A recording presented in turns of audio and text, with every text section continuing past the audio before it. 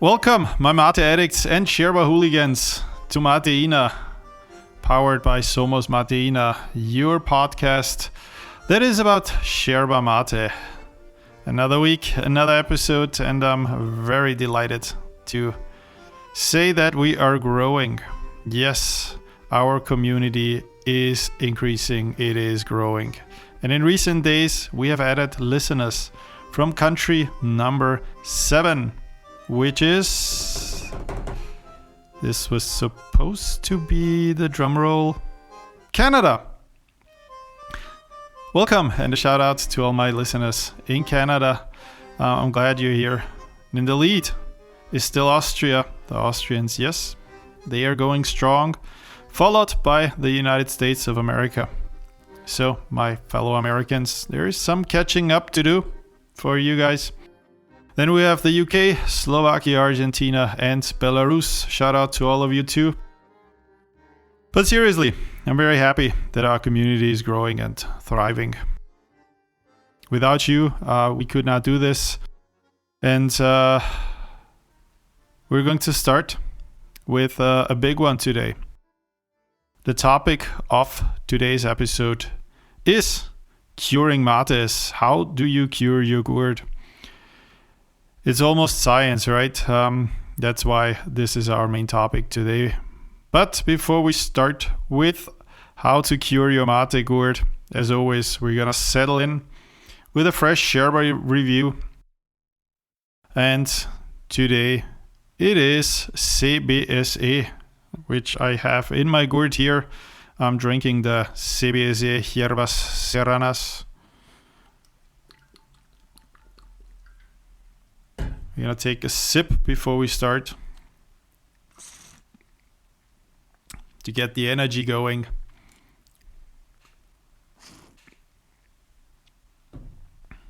All right, we're diving into one of the most recognizable and widely consumed yerbas in Argentina and beyond its borders, CBSe. So some of you are convinced I'm secretly sponsored by CBSe because, let's face it, I talk about them a lot, right? But no, I promise, I am not collecting free packs. No, at least not yet. Whether you're new to mate or you've been drinking it for years, chances are you've come across this brand. Especially if you've explored flavors, tererés. CBSe is used often for tererés, the cold brew, and different blends designed for a smoother experience. CBSe in Argentina is well known because it is an Argentinian brand with a long history, and its identity is closely tied to innovation. While many traditional yerbas pride themselves on minimal processing and strong smoky bitterness, CBSe carved out its place by doing something a little bit different. The brand became famous for blending yerbas with herbs, citrus peels, and natural flavors, making mate more approachable for people who might find classic Argentinian or Paraguayan yerbas, or maybe even Uruguayan ones, too intense to start with. So when you open a bag of CBSe, the first thing you'll notice is the cut. Yes, it's typically a fairly balanced Argentinian-style molienda with visible leaves, some stems, and a controlled amount of dust. It's not overly powdery, which already hints at a smoother experience in the gourd. The aroma depends heavily on the variety you drink. So the classic CBSe Yerbas Serranas, for example, greets you with notes of mountain herbs, mint, and something almost eucalyptus-like, while the naranja or limon varieties immediately release bright citrus oils that feel uplifting and really fresh. Preparing CBSe is straightforward. It's very forgiving, which is one of the reasons it's so popular for everyday drinking. It doesn't punish you if your water temperature is a bit too high or if the montañita collapses halfway through the session. Once infused, the first sip is usually mild, herbal, slightly sweet compared to more traditional yerbas. The bitterness is though present, but it's soft, it's well-rounded, and it's not aggressive. It doesn't linger in your mouth. This makes it a great companion for long work sessions, casual conversations, or podcast recording, if you will, where you want sustained energy without overwhelming your palate. As the mate progresses, CBSe tends to fold its flavors reasonably well, especially the herbal blends. The herbs continue to release its essential oils, giving the yerba a longer lasting character than some plain Argentinian brands. That said, it's not a powerhouse in terms of longevity. You're not going to get 30 strong pours out of it, but what you do get is consistent. It's pleasant in flavor from the start to the finish. One interesting aspect of CBSe is how it reflects modern mate culture. It represents a shift from mate as a strictly traditional ritualistic drink towards more of a customizable lifestyle beverage. You'll often see CBSe drinkers adding orange slices, fresh mint, or even ice in the summer, especially when preparing tereré. That's, as you know already, the cold one. In that sense, CBSe isn't trying to compete with old-school smoke-heavy yerbas of Misiones or Uruguayan yerbas. It's doing its own thing, and it's doing it well. So for beginners, CBSe is an excellent entry point.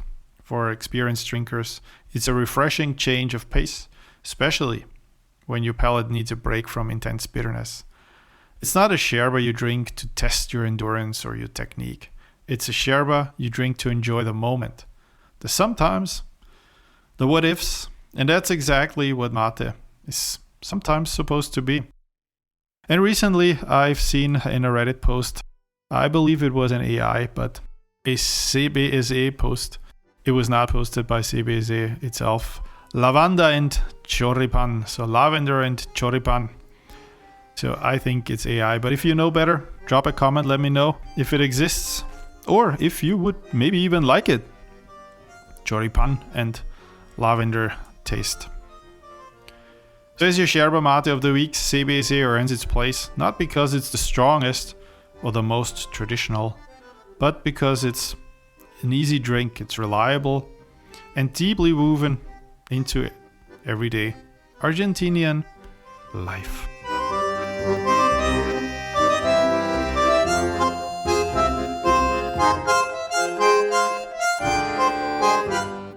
Yeah, this was the yerba of the week, CBSe, with all its flavors, such as yerbas serranas, yerbas cuyanas, orange flavor, limon, pomelo, forest fruits, frutos de valle, frutos tropicales, tropical fruits, honey mate.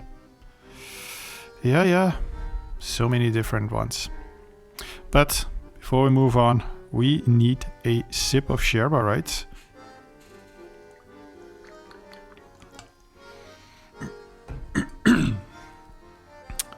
To get the voice going. So what do you think of yerba mate? Which is your favorite one? You can follow us on Instagram under Somos Mateína, or you leave a comment here. Let me know. You have a favorite yerba that you drink every day, that you have with you all the time? Or you have any exquisite brands, exquisite flavors that you love on special days? Let me know and drop a comment. Very, very curious to see and to hear from you. But now, let's move on with the big topic. How to cure your gourd. As I said it earlier, there's so many different materials. There's wood, there's metal, which obviously doesn't need to be cured. There's the classic pumpkin. So, how do you respect the vessel that holds the drink properly? We've talked about what's inside the gourd. But now, it's time to talk about the gourd itself and how to cure it Curing a mate gourd is one of those topics that sparks endless debate among mate drinkers.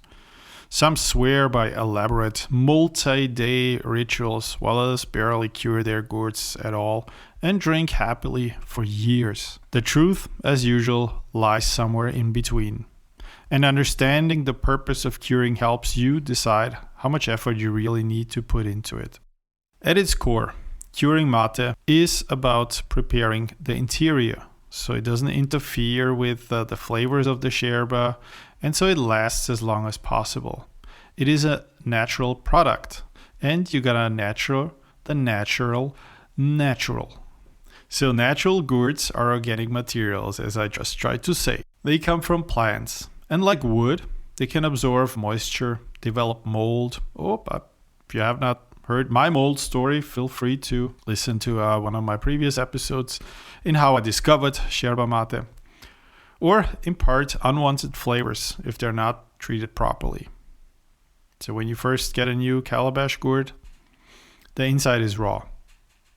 There's often loose fibers, a bit of plant residues, and natural sugars that are still present. If you were to pour hot water and yerba straight into it and start drinking it like I did, you might notice an unpleasant bitterness that has nothing to do with the yerba itself. That's what curing really addresses. The traditional curing process usually starts by filling the gourd with used yerba mate. This is important because used yerba mate has already released much of its flavors and caffeine. But it still contains tannins and moisture that help condition the gourd. You then warm up, not boiling, you just warm it up. 70 to max 80 degrees Celsius water and let it sit. Over the course of a day or two, the yerba softens the interior, loosens excess fiber, and begins sealing the pores of the gourd. After soaking, gently scrape the inside with a spoon or a bombilla to remove loose materials. This isn't really about carving the gourd or damaging it, so be very careful with it, but about cleaning out anything that could rot or cause off flavors later. Once that's done, the gourd is emptied, rinsed lightly, and allowed to dry completely.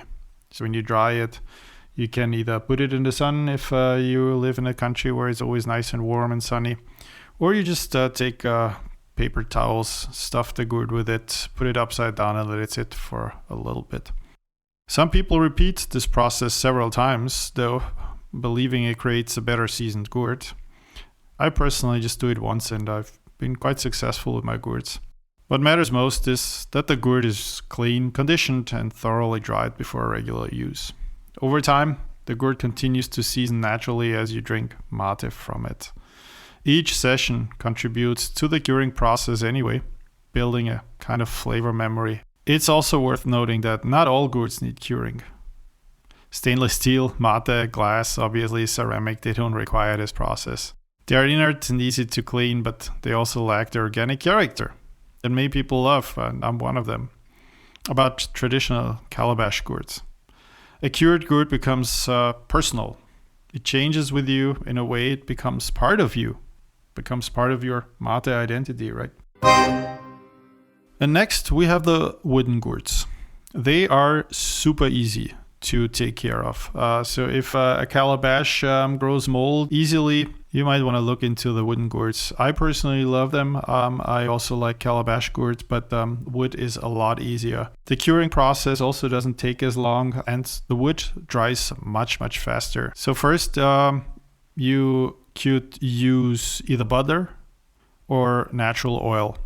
So no olive oil and stuff, just really natural oil. You put it in the gourd just a little bit so you can seal the entire wood. Same with the butter. You take a piece of butter and you just rub it alongside the inner walls of the wood, and you let it sit for 12 to 24 hours. This prevents cracking, and it also seals the pores. It builds flavor. And then you just rinse it out after 12 to 24 hours. You dry it, and there it is. Your wooden gourd is cured. You can, of course, do this process once or twice or even 3 times, but I don't think it's necessary personally. And don't forget, curing isn't about superstition or rigid rules. It's about respect for the material that you drink out of and the understanding of how natural objects behave when exposed to heat, moisture, and time. Yeah, this is how you cure your mate gourds, whether it's a classic Calabash or a wooden mate gourd. Both of them are beautiful natural products that you can find in different stores that are often a work of art. It's like the craftsmanship that people put into this to make the gourds look beautiful. It's just incredible. But now let's give the battery some energy again and drink out of my Calabash here. Let's take a sip. So we are ready for the last part of our episode, which is still gourd related, but where we're looking at how to dry your mate properly, because that is a often overlooked process. Talk about curing mate, you talk about the craftsmanship of it, we talk about the different materials, but it needs to dry properly, so otherwise it is prone to grow mold. Talking about growing mold, if you're interested in how I discovered mate and got my mate moldy, you can listen to another episode which is called The Shake Up, in which I tell you the story of how I found the spirit of mate. Yeah, the spirit of mate brings us to how to dry your vessel. One of the most overlooked aspects, as I've already said, of mate gourd care is drying. And this is where many gourds meet an early end, mostly because it's growing mold or it breaks. After each mate session, moisture remains inside the gourd. It's normal when you put water in it, right? So if that moisture doesn't evaporate properly, mold becomes a real risk. Traditionally, people would place their gourds in the sun and dry, but what if you don't have access to sunlight, or you live in a humid climate, or it's just winter? Drying a mate gourd without sun is not only possible, it's also often safer. Sunlight can dry a gourd quickly, but it can also cause cracking because the temperature changes too rapidly. Instead, controlled airflow is the best friend of your gourd. After finishing your mate, I know it's always a very sad moment, but it happens. So yeah, after you finish drinking your mate, you should empty the gourd completely and rinse the gourd lightly with warm water. Don't use hot water, and please avoid soap. After that, and that is a very crucial part, you should dry it with a cloth or a paper towel to remove as much surface moisture as possible. And here is your pro tip.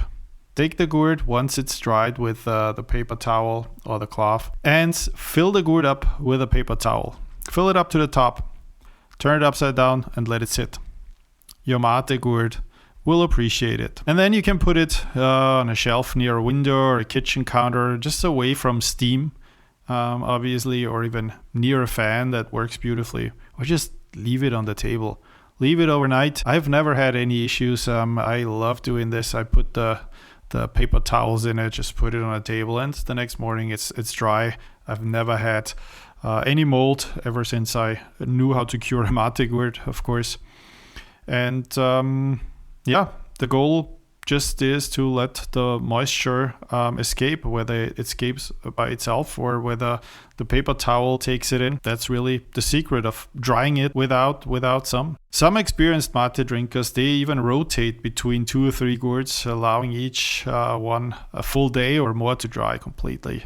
This is especially helpful in humid environments, or if you ever notice a sour smell or dark spot forming, then this is a sign the drying hasn't been sufficient. In early stages, additional drying and light cleaning might save the gourd, but prevention is always easier than repair, right? So beyond gourd care, there's something deeper here about the rhythm of mate. Mate teaches you something. It teaches you patience. You can't rush things. You can't rush curing. You can't rush drinking it. You can't force drying. You can't demand instant results. The drink, the gourd, and the ritual all asks you to slow down and pay attention. That's part of why mate has been around for centuries. It's not just about caffeine and flavor. It's about continuity, sharing, and small daily acts of care. Whether you're reviewing a new yerba like we did today, or prepare a brand new gourd, or simply figure out how to dry it properly without sunlight, you're participating in a living tradition. And that tradition is flexible. It adapts to apartments, busy schedules, modern brands, and new drinkers.